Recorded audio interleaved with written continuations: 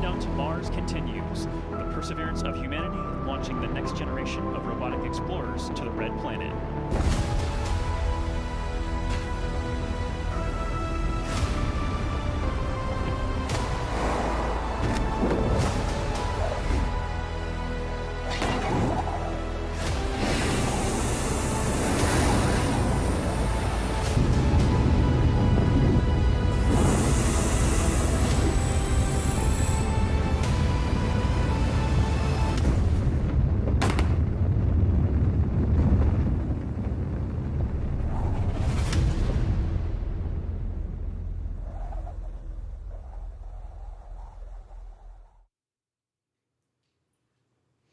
Good afternoon. NASA's Mars Perseverance rover launched from Earth 6 months ago, and now we are less than a day away from touchdown on the Red Planet. The rover will attempt to land in Jezero Crater tomorrow. It's the most difficult landing site on Mars ever attempted, but the Perseverance rover and the team are ready. Welcome to NASA's Jet Propulsion Laboratory in Southern California. I'm Marina Jurica, your host today, as we bring you a closer look into Perseverance's journey to search for signs of ancient life and how the next mission, Mars Sample Return, will bring samples from the surface of Mars back to Earth. As we are social distancing, I will introduce you to our panel here and those joining us virtually. On our panel today are NASA Associate Administrator for the Science Mission Directorate, Thomas Zurbuchen. JPL's Director of Solar System Exploration, Bobby Braun. The European Space Agency Director of Human and Robotic Exploration, David Parker. Director of NASA's Astrobiology Program, Mary Wojtek. Perseverance Deputy Project Scientist, Ken Williford. Sample Return Scientist and Professor at University of Nevada, Las Vegas, Elizabeth Hausrath. For anyone watching who would like to submit a question, you can do so by using the Countdown to Mars hashtag. Our phone lines are now open to the media. You can ask a question by pressing *1 to enter the queue. To start, I'd like to welcome Thomas Zurbuchen. Good afternoon, Dr. Z. I'm so glad to be here, Marina. Thanks so much. And I'm just in awe because we're like a day out from going back into history, landing in this ancient lake bed in search for potential ancient life. And that, of course, is a culmination of decades of work by NASA and the international community, and is built by all directorates with many individuals around the United States and internationally contributing. What we're going to talk about today has to do with this. Look at this right now.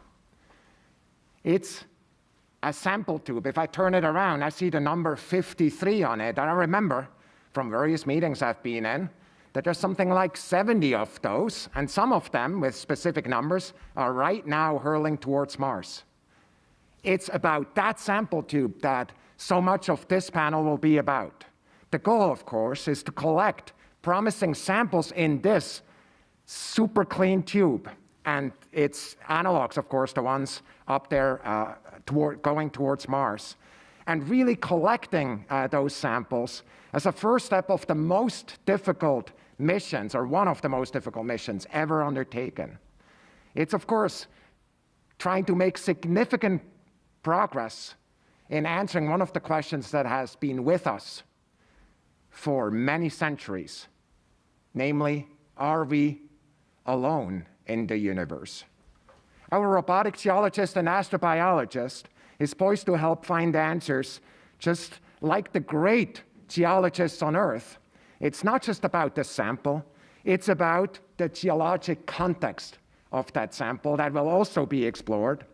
And it will do so at Jezero Crater with a set of some of the most advanced instruments ever conceived and designed supporting that amazing collection.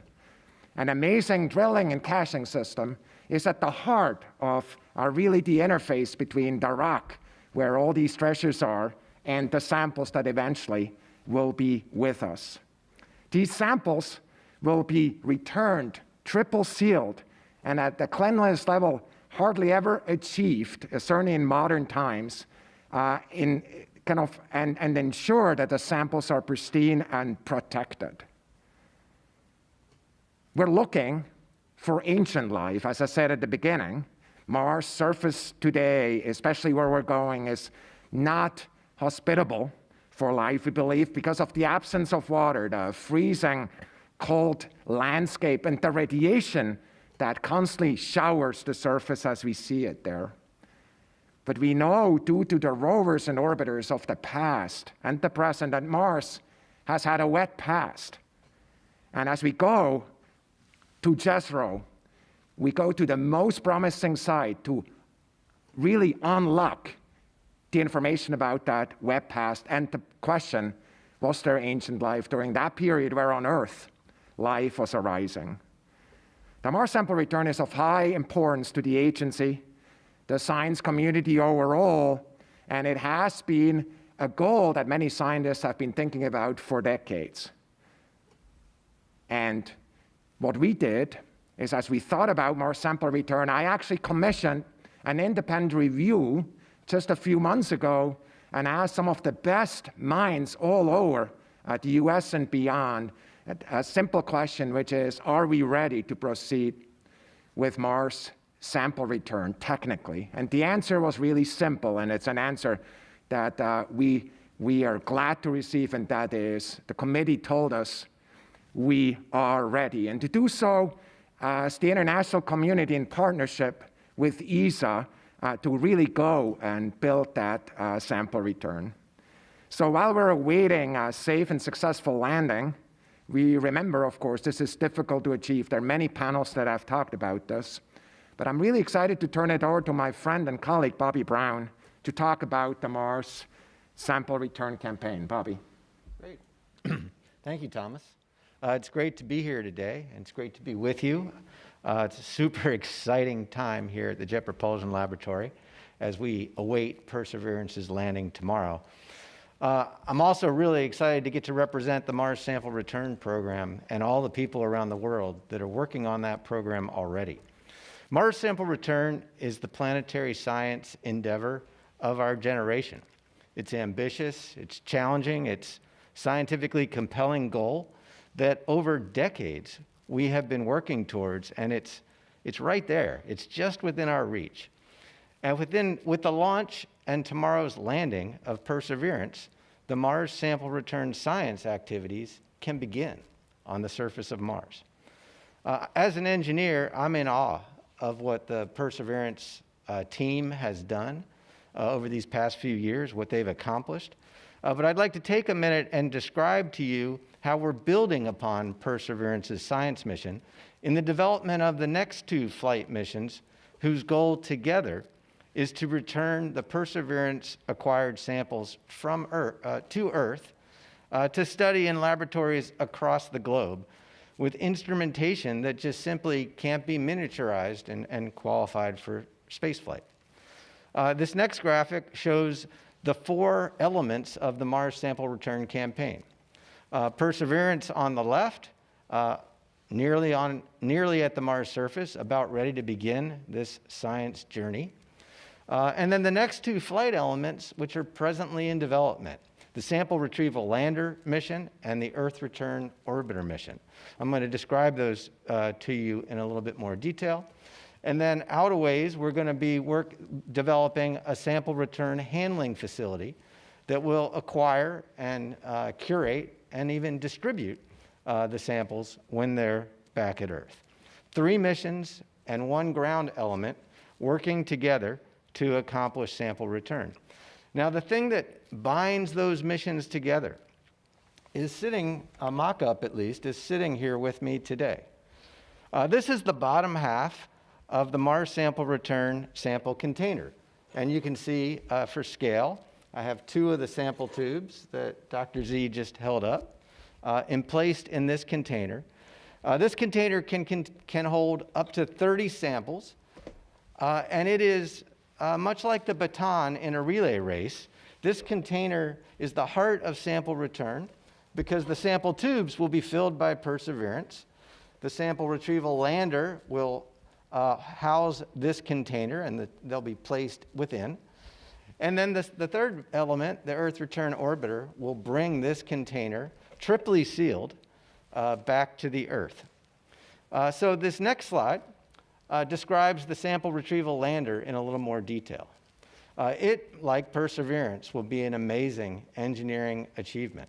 On its way to Mars, it'll look a lot like Perseverance does today, buttoned up in its aeroshell with a cruise stage, controlling its journey through interplanetary space. It'll fly through the Mars atmosphere with an aeroshell, a heat shield, if you will, and a parachute, as shown in this slide. And those systems are built upon what Perseverance will demonstrate tomorrow.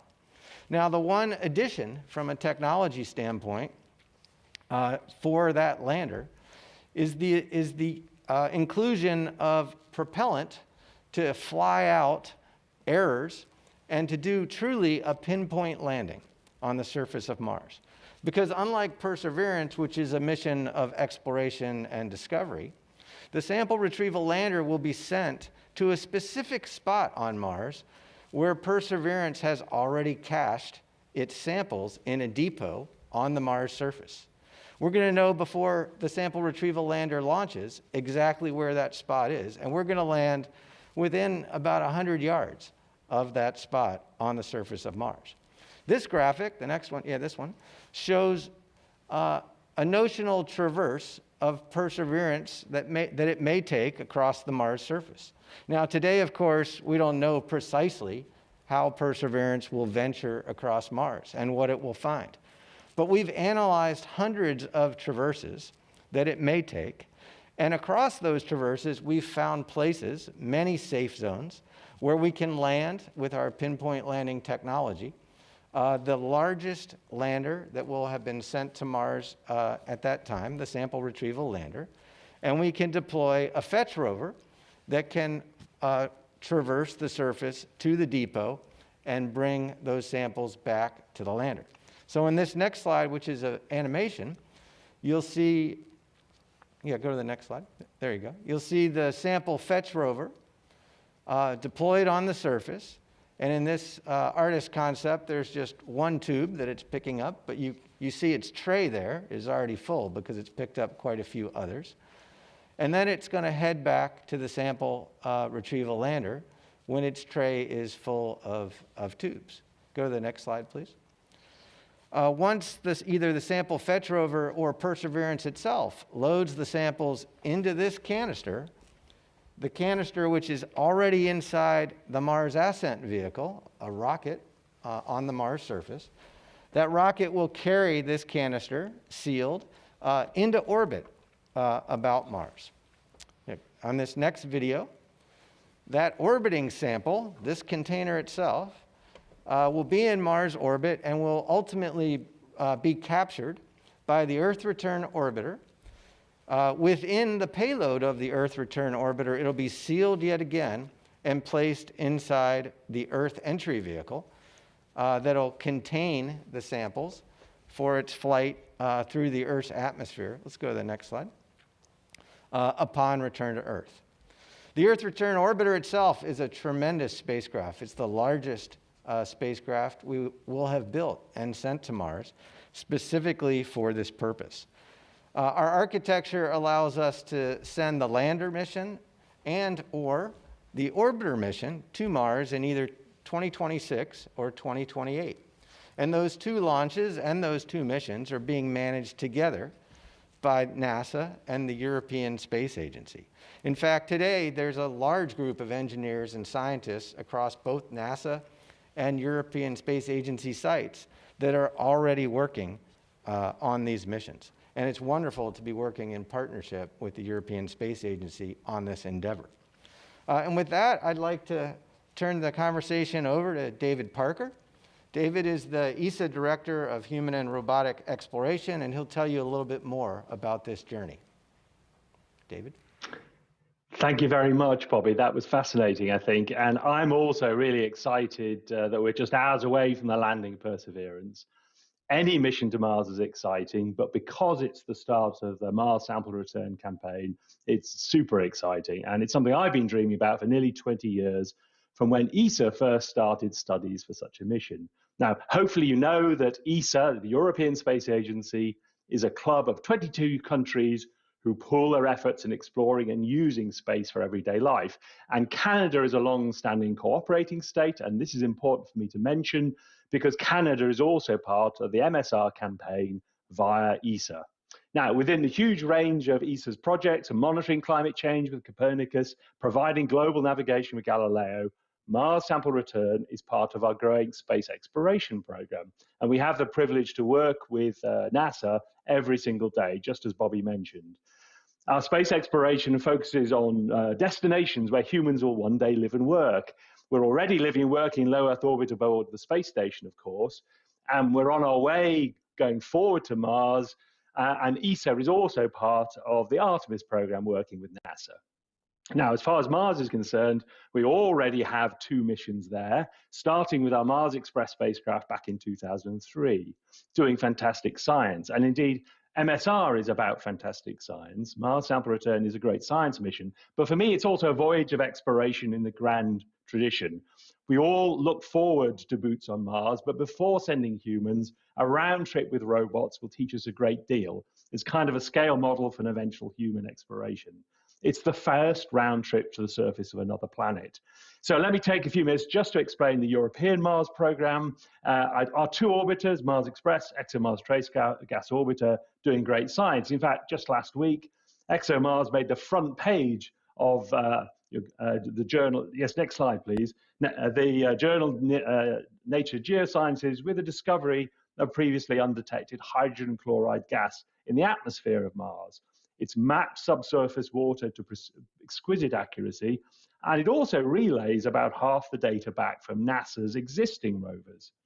So meanwhile, with our Russian partner Roscosmos, we are also preparing to launch next year a rover mission. The Rosalind Franklin rover is an astrobiology probe to search for evidence of past life using a drill penetrating 6 feet below the surface of Mars, and therefore below the damage caused by that radiation that Thomas mentioned, that destroys any organic chemicals close to the surface.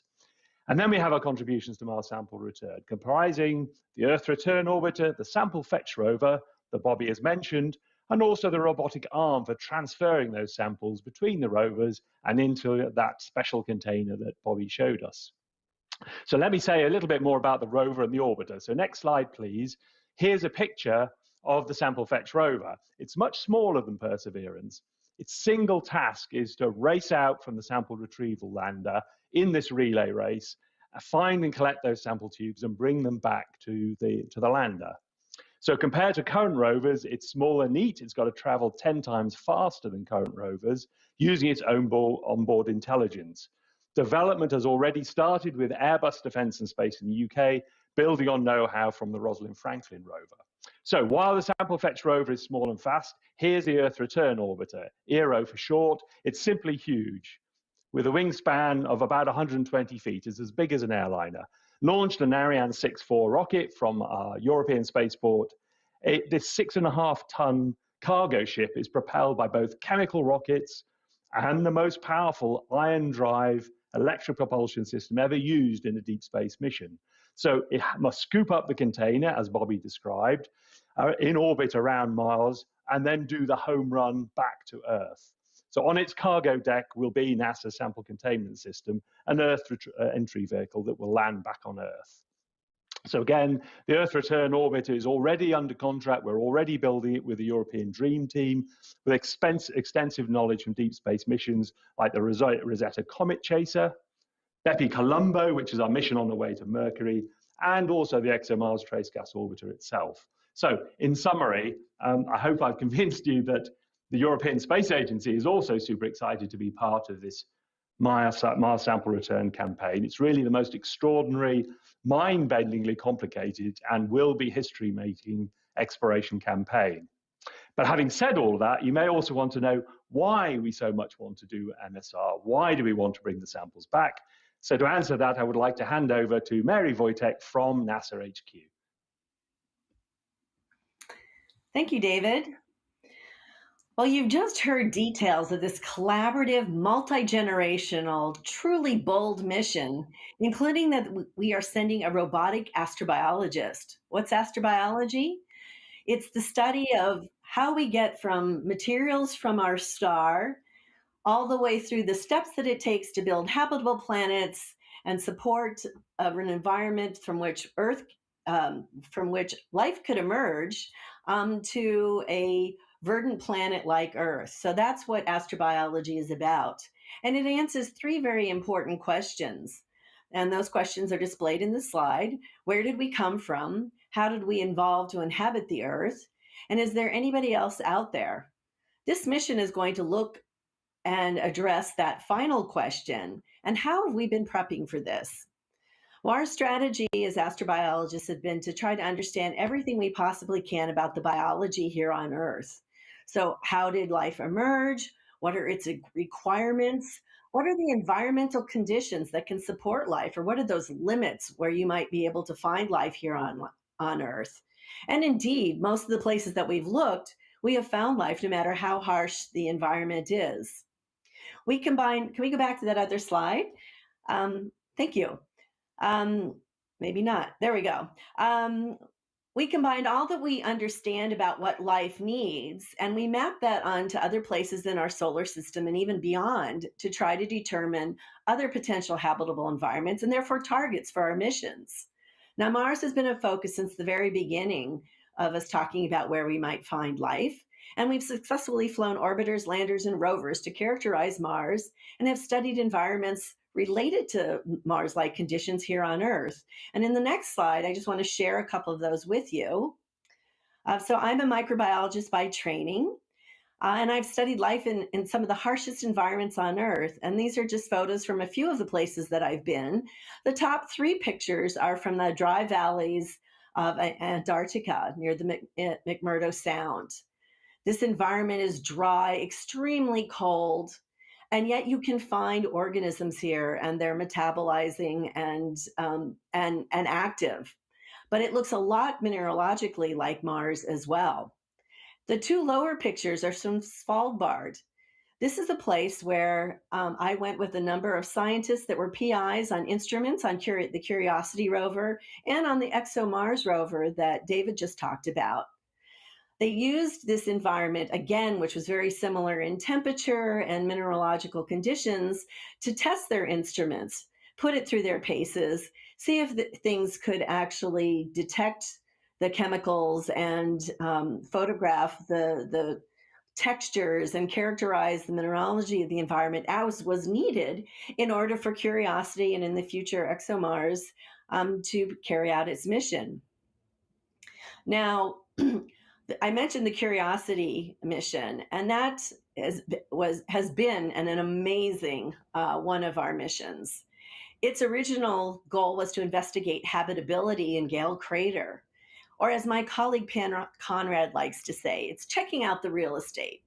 But in this case, instead of looking for good schools or community services, Curiosity went up there to check out the climate, look for sources of energy, look for the elements that are the building blocks of life, and found a number of areas that would support life. Can I have the next slide, please? So in 8 years of exploration, it found areas there were clearly evidence of water. There were clearly evidence of chemicals that could be involved in energy transduction. And there were the elements that are needed, the primary ones: carbon, hydrogen, nitrogen, oxygen, phosphorus, and sulfur. And as this periodic table is in the picture for, life also needs small amounts from other elements as well. And many of those were found in Gale Crater as well. And that set us to select Jezero Crater for this very important mission. So Perseverance is going to go to Jezero Crater. It's going to characterize the environment much like Curiosity did, but it's going to start to look for evidence of past life. Now, it has an incredible challenge, and if I could have my next slide, please. So the challenge is finding a biosignature. Biosignatures are evidence of life, and they can take all sorts of forms. They can be chemical, they can be structures, they can be modifications to the environment. And in general, one of the challenges are that many of the features that we see that are biosignatures can only be produced by life. So if you look at the top left corner, the lower box is clearly a fossil of an ancient animal here on Earth. But the upper picture just above it that looks like a plant is actually formed by abiological processes. That's just precipitation of minerals, and yet it looks very much like life. And so there are other processes besides life that can make a biosignature or something that looks like one. There are other, uh, this particular mission is finding itself in more the gray area where ambiguous features are what we'll be looking at. Those that could potentially be made by life. There are also processes that we know that may also produce them abiologically, but we're going to have instruments, particularly when we bring the samples back, that will be able to distinguish that. So Ken, who's coming up next, is going to talk a little bit about stromatolites, which are in the upper right corner. So I'm not talking much about that, but I will mention the figure in the lower right is an example of the more complex measurements that we will be able to make with the samples that we return from this very important mission to try to really confirm if things that we believe the Perseverance observed could be evidence of ancient life. And with that, I'd like to just say that we astrobiologists have been dreaming about this mission for decades. And I'd like to turn it over to my fellow astrobiologist and the Mars 2020 Deputy Scientist, Ken Williford. Thanks, Mary. And hello, everyone. I want to say, like the others have, how fortunate I feel to be in this place and at this place in time. How excited I am to be literally on the eve of this historic and really this grand cooperation. I mean, it's an enormous undertaking that that's in front of us, and it has enormous scientific potential to really be transformative. These are the truly big questions that we're after. As you've heard, we know from prior rover missions and work done from Earth and from our orbiters around Mars, we have very strong evidence that Mars could have supported life in its distant past. The question is, was Mars ever a living planet? Is Earth, which we know clearly is friendly to life today, and as far as we can tell from the geologic record, has been friendly to life throughout its entire history, nearly its entire history, as far as we can tell. Is that just an anomaly? Is it a fluke?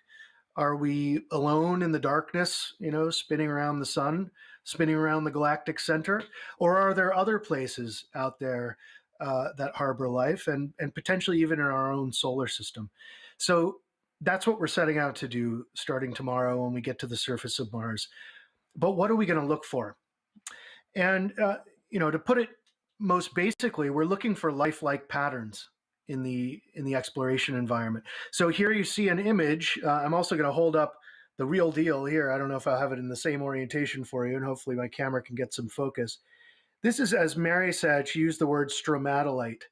And so stromatolites, and this one originally would have been like this. When I picked it up like this, it was a dome-shaped thing. And so you're looking at the eroded top-down view of the internal structure of this thing, and these finely wrinkled layers, beautiful sort of organic looking, if you like, textures. We use this word texture in geology to basically mean shape. We sometimes say morphologies. So these shapes, these lifelike patterns that we see in the rocks are obviously part of it. What caused this pattern? Well, this fossil I picked up from an environment not at all dissimilar to where we're going with Mars 2020. This was from a 2.7 billion year old lake deposit in Western Australia, an area called the Tumbiana Formation. And so these rocks were deposited long before, billions of years before complex multicellular life arose on Earth, things like animals and plants. And so when we find fossils in rocks of this age, especially ancient age, they were made completely from microorganisms. So these are single-celled organisms that sometimes join together in communities that live in layers, one on top of the other, and sometimes exuding sticky substances from their cells in which sediment particles can be trapped and bound. Also, the organisms themselves can stimulate precipitation of minerals onto their little bodies, which then creates a fossil right there in place. And so you're looking at a fossilized microbial mat that formed on the edge of a lake, nearly 3 billion years ago. So that's the kind of thing we're looking for. But as Mary pointed out, looks can be deceiving, right? We have to be very careful not to fool ourselves. And so looks are almost never enough. And as Mary said, also, we may get so lucky as to find something, so beautifully preserved as this stromatolite that I showed you. But far more likely is that anything we find will be much more ambiguous. That's typically the case on Earth as well.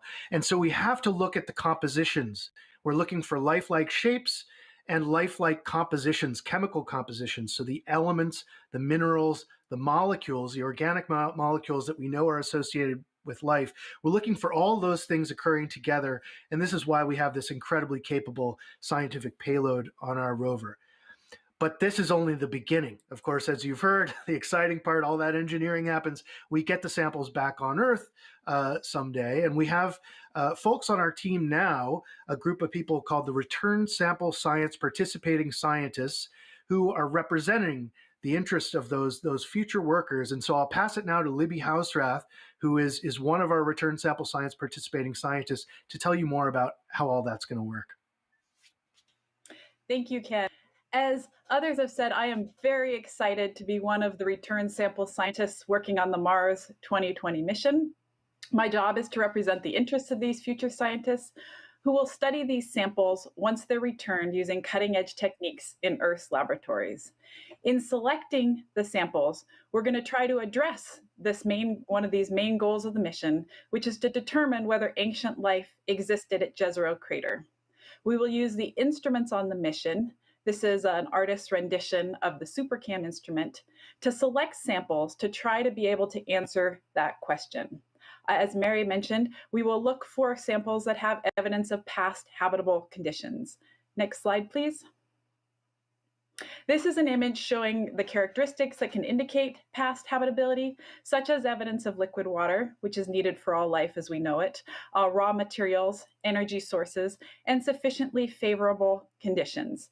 Next slide, please. We will also look for samples that have evidence of conditions that can preserve past evidence of life. Past evidence of life can include organics, minerals, morphology and structure, chemistry and isotopes, and some materials, such as clay minerals and silica, are very good at preserving ancient life on Earth. And so we will look for these types of materials to sample on Mars. Next slide, please.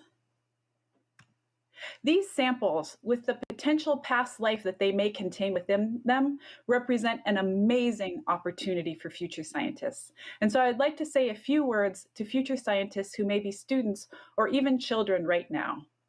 We all know that studying science and doing science can sometimes be discouraging. Science is hard. Science is hard for everybody. So just because it's hard for you doesn't mean that you aren't going to be good at it. It might be that you aren't as good at it yet as you will be, and more practice and more experience will be helpful. It might be that you are good at it right now, and it's just hard. And so what I would like to say to the future scientists is that perseverance is well named. Perseverance is what it takes to be a scientist, and I would encourage everybody who's interested in studying science to please persevere. If you feel discouraged, perhaps reach out to a mentor or seek peer support. Because when these samples come back, we need the best scientists from all backgrounds to help us work on these amazing scientific questions. Next slide, please. Because when the samples come back, we will be able to analyze them here in the best laboratories on Earth. This is an image of a synchrotron facility, and for scale, those are cars in the parking lot. We can't take this to Mars with us, but what we can do is bring the samples back. As you have seen, the samples will be about the size of a piece of chalk, and we will be able to analyze them using techniques that require such small amounts it's difficult to see. This is an image of one of our samples that was analyzed at the synchrotron on the tip of the capillary tube that is so small, it's hard to see in this photo. So when we can analyze these samples using these fine-scale techniques back here on Earth, that is when the story really begins. Back to you, Marina. Thank you so much, Libby. And thank you so much to all of our panelist presenters. We are now ready to take media questions. Remember to press *1 to get put in the queue, and please direct your questions to one of the panelists. We're also taking questions through the hashtag Countdown to Mars. Our first question comes from Jeff Faust with Space News. Good afternoon, Jeff. Good afternoon. Question for Thomas or Bobby. You mentioned the Independent Review Board report. That included a number of findings and recommendations about potential changes to the architecture, cost, schedule for Mars sample return. I wanted to see if you could provide an update in terms of what NASA is doing to review or implement those recommendations and when we might see any sort of changes or decisions not to change the overall architecture for Mars sample return. Thanks. Thanks, Jeff. That's a great question. Very well informed. So the board that Thomas referenced was an outstanding board, and we're taking the findings and recommendations from that report very seriously. So the program now, the flight missions that I was referring to that are in development, we're in what's called Phase A. And Phase A is part of the formulation of these missions.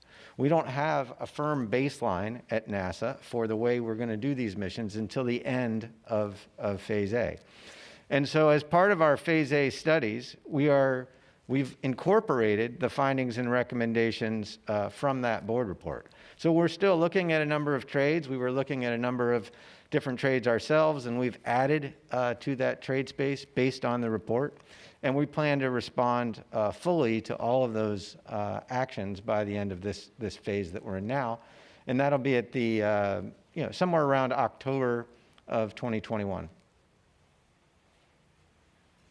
Thank you, Jeff, and thank you, Bobby. Our next caller is Mike Wall with Space.com. Good afternoon, Mike.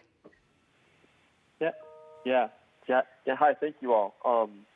Best of luck tomorrow to everyone. I'm interested in there's one aspect of the return to Earth that I don't think we've talked about that much, and that's where these samples are going to be housed, the new sample return facility. So is there any news about what the planning for that involves at the moment, and what the timeline is for when that facility is going to be sort of greenlit and built, and what it's going to look like? What sort of buildings are you using as a model for that facility down the road, do you think? Thank you. I'm going to start answering the question. I'll kick it over to Bobby for more technical details. But you should know, just as part of the kind of response relative, as part of that Phase A work that Bobby referred to, we're also looking at the ground systems now. And we're kicking that off as a really deliberate study, looking with the international community at what needs to happen, considering all the elements that are there. Remember, when they hit the ground from the beginning, we want to make sure that we're protected against all eventualities. And needless to say, there's a lot of knowledge we can gain from other people who are dealing with unknown kind of chemicals, unknown agents, and that's kind of the first phase, kind of the sample retrieving facility phase. And then, there's a process by which we release those samples with a very, very high likelihood and kind of very freely according to the various principles that we're setting out. So we're right in the middle of this. And just like we said, this is not yet concluded. But Bobby, anything you wanted to add? Yeah, just very quickly add, just the time frame here, right? So the new missions that we're talking about will launch in 26 or 28. The samples will come back to Earth in the early 2030s. So there's a good bit of, there's a decade between now and the time that the samples would be needed to go into the facility. We are looking at both modification to existing facilities and creation of new facilities, but that's a study that's, just ongoing. Thank you to Dr. Z and to Bobby. Next caller is Keith Cowing from NASA Watch. Good afternoon, Keith. Good afternoon. Can you hear me? Yes, we can hear you.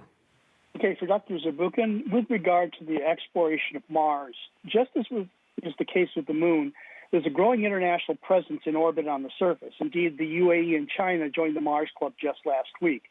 But just as things are becoming more complex with lunar exploration, when the issues of planetary protection, orbital traffic management, communications, and science collaboration demonstrate a need for the establishment of what many people would call good practices on Mars, especially in advance of possible commercial human missions.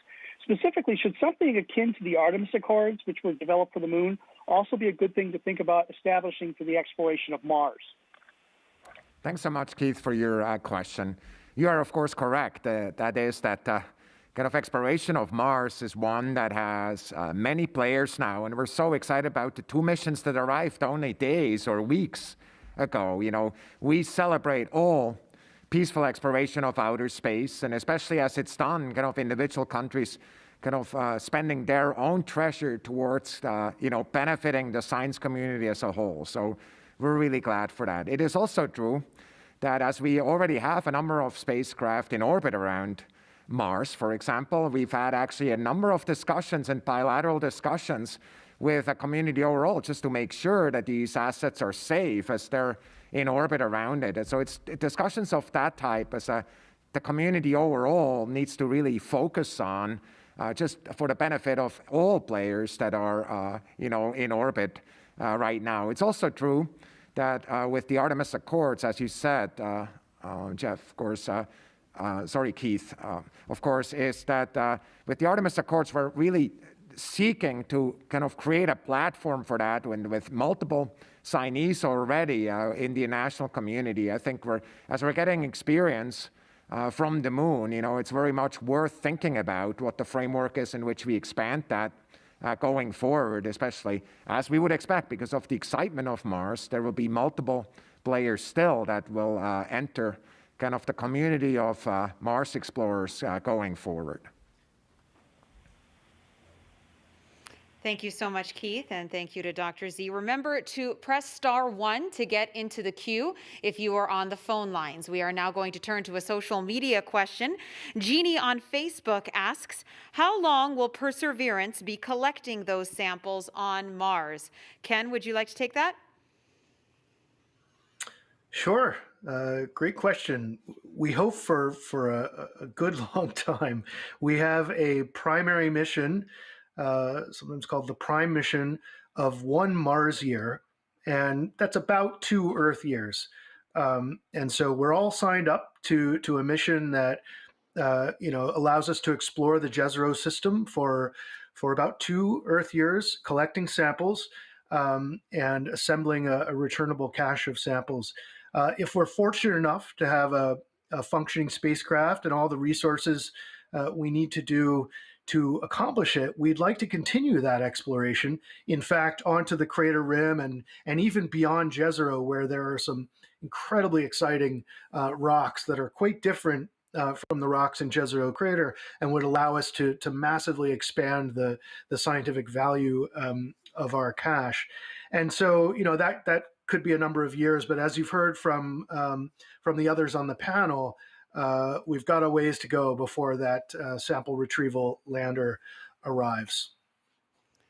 Thank you, Ken. Our next caller is Ken Creamer from Space Up Close. Good afternoon, Ken. Good afternoon. Thank you. Thanks for taking my question, and good luck again to everybody. I have a question about the facility. Why you already have the Lunar Planetary Lab? I'm curious, why do you need a new facility? If you could go into that a little bit, and also, why is the Earth's Return Orbiter the biggest one ever sent to Mars? Thanks. Yeah. Okay. Thank you for your question. What I tried to say earlier was that we were considering multiple options for the facility, including modification of existing facilities and the potential for a new facility. There will need to be in place protocols for the curation of these samples that's a bit different than the existing protocols, for instance, from lunar samples because of the science and the origin of the samples themselves. In terms of the Earth Return Orbiter, I'll start, since I'm speaking, I'll start and I'll kick it over to David in just a minute. But the size of the solar arrays is driven by the timeline constraints from Earth to Mars and the fact that it's a low-thrust propulsion system that allows flexibility for us to maneuver and rendezvous with the sample system. David, did you want to add to that in any way? Yeah, maybe the simplest way of answering the question is say it's the laws of physics, because this is the first time a Mars spacecraft doesn't have to just go to Mars, get into orbit around Mars. It's got to leave the orbit of Mars and come back again. So all the propellant you need to come back, we have to take with us on the way out there, which is why the spacecraft, the Aero, is actually in two pieces. It has a stage that is left behind after the initial orbit insertion at Mars. So that's the big chemical propulsion module.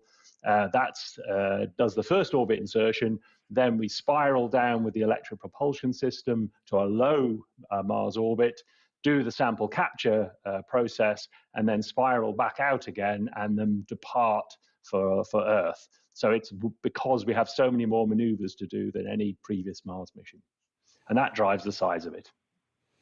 Thank you, Bobby and David. Our next question on social media is Aaron on Facebook from his 9-year-old son. If you find any sort of life form, what would be the next step? Mary, would you like to take that? Sure, I'd be happy to. So I think as we've tried to show you, it's going to be a real challenge finding definitive evidence of past life. We're not really equipped in this mission to actually look for something that is living at present, and we don't think that we would find it in this particular site where we're going to investigate. This is a great site for an ancient lake bed where we could find evidence of ancient life. It's going to take the measurements that we make actually on the planet, as well as measurements made by many scientists around the world when the samples are brought back.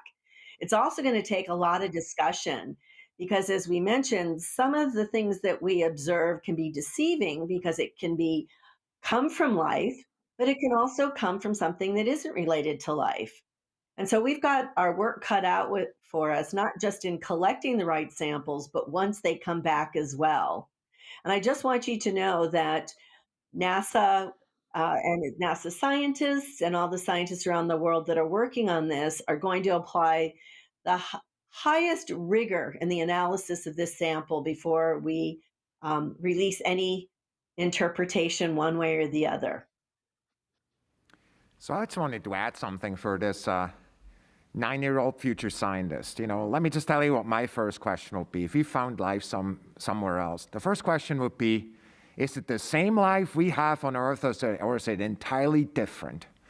And let me tell you why I'm asking that question. There's a really important fact about life on Earth, which is all life is related.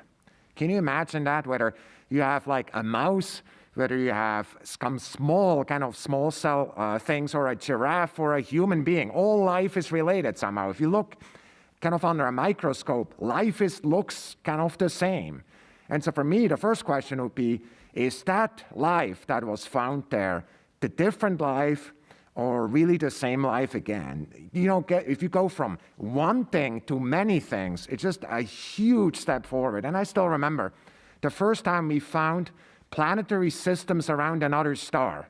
The only solar system we knew was our solar system, and kind of in the mid-90s, well before you were born, we went to many planetary systems. We learned so much, not just about these systems, but our own system. And it's that kind of huge transition that we would focus on. Thank you, Mary and Dr. Z. Our next question along the same lines about focusing on searching for that past life. Holden asks, would you let the public know if evidence of past life was found?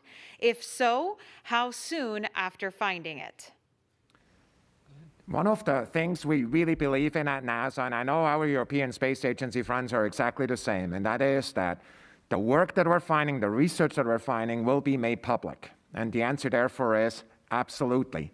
We would, with the due diligence that we always use in science and the peer review that is so critical to make sure that it's not an individual's opinion alone, but really work that kind of reflects the scrutiny that we want in science, that once we're through that gate, of course, we would communicate to the entire, scientific and the broad community. So absolutely.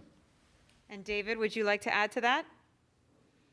Yeah, absolutely. Thank you. I mean, one of the aspects of Mars sample return, why it's so important, is that we'll have samples that won't just be studied by one scientist in one laboratory, but by scientists in laboratories all around the world. Because if we believe we found evidence of ancient life, that's a very extraordinary claim, and therefore we need extraordinary evidence, and we would expect different laboratories studying in different ways the same samples to give us the same message. If only one laboratory says yes and all the others say no, then we have to keep looking. Thank you, Dr. Z and David. Next, Mark on Facebook asks, how will the future missions find these samples? Wouldn't dust cover them? Bobby? Yeah, that's actually a great question and something that we've studied at depth. And the simple answer is no. When Perseverance places the samples down on the Mars surface, we're going to know precisely where Perseverance is, and so where the samples are placed. There may be some dust that accumulates, but the sample tubes themselves are not going to move across the surface. So they'll be basically tagged, located for all time. And then we will land the sample retrieval lander and the sample fetch rover as close to those locations as possible. Thank you, Bobby. Our next question comes from Nathan on Instagram asking, what will the scientists' approach be when the samples return to Earth? Will they ever be displayed in a museum? Libby, would you take that one? Sure, I'd be happy to. In terms of the approach, I'd like to echo many of the things that have been said about the importance of multiple lines of evidence. So scientists will use one of the reasons the biosignature figure that I did is that one of the things scientists will be looking for is multiple lines of evidence for life. And I don't know, as others have talked about, the plans for the sample are still in the works. I imagine that it will be possible to see some in some cases. Great. Thank you so much, Libby. And Darius on Twitter asks, how will information from this mission help with the challenge of getting humans to Mars? Dr. Z? We're really excited about this mission because in so many ways it opens doors for new technologies that are exactly doing what is being asked, for us to learn how to get humans to Mars. In part, that has to do with the precise landing technology that Bobby already talked about. It's also about the MOXIE instrument, which of course is trying to take carbon dioxide, the atmosphere of Mars, and making breathable oxygen out of it, or oxygen we could be using for fuel. But I think the other thing I also want to talk about is whenever we land with humans, we want to know what we're going to meet, kind of in terms of the history, but also in terms of the composition overall. And the samples, in many ways, even from that perspective, are really adding important information to address that question. So the Perseverance mission, especially together with its Mars sample return partner, with all the technologies that were being talked about earlier, really are a step in the direction of human exploration to Mars. Thank you so much, Dr. Z. A truly exciting time ahead of us for sure. Well, we unfortunately can't answer all the media questions on air. For those of you with additional questions, please call JPL's Digital News and Media Office. We'll also continue to answer social media questions online. Thank you for your questions, and thank you to our panelists for joining us today. Perseverance is set to land on Mars tomorrow with commentary beginning at 11:15 a.m. Pacific Standard Time, 2:15 p.m. Eastern Standard Time. And we are offering lots of ways to ride along with us. To join the virtual NASA Social and virtual guest events, register for the Mission to Mars Student Challenge and live stream the Mars landing. Visit go.nasa.gov/Mars 2020 Toolkit. For those of you interested in a deeper dive, we have a new press kit available online too, with lots of information and graphics describing the rover and its mission. There you'll also have a chance to sign up to send your name to Mars on NASA's next flight to the Red Planet and put yourself right into the action with our Perseverance photo booth. You can pose next to the rover, place yourself in our mission control, and even see what you might look like taking a selfie on the Red Planet. Again, it's all available at go.nasa.gov/Mars 2020 Toolkit. If you're on social media, join the conversation with the mission on Facebook and Twitter. Follow at NASA Persevere and use the hashtag Countdown to Mars. Thank you so much for watching and joining us this afternoon, and go Perseverance!